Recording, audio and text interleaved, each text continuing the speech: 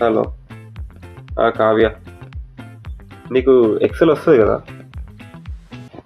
జాహ్నవి నువ్వు ఒకటే టీం కదా?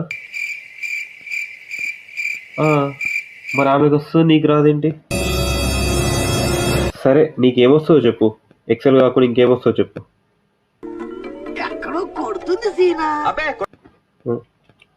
ఏంటి ఏం చేస్తున్నావు నువ్వు? ఏమైందే? వాళ్ళకి ఎక్స్ వస్తుందా, ఎం వస్తుందా, ఎల్ వస్తుందా, ఎక్స్ఎల్ వస్తుందా అని అడుగుతావేంటి? నీకు నా డ్రెస్ సైజులే తెలీదు, వాళ్ళకి ఏ వస్తాయో నువ్వు అడుగుతున్నావేంటి? అయిపోయిందా? ఆ, ఎక్సెల్ అనేది డ్రెస్సుల గురించి కాదు, ఆ, అదొక అప్లికేషన్.